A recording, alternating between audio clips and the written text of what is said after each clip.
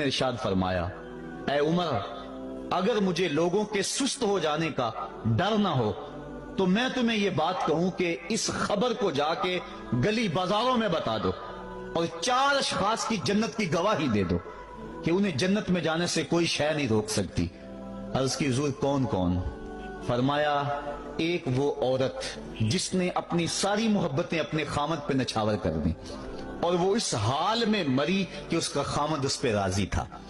دوسرا وہ شخص جس کے بچے زیادہ ہیں، ذرائع آمدنی تھوڑے ہیں، لیکن اس نے اپنے بچوں کے پیٹ میں حرام کا لقمہ نہیں جانے دیا۔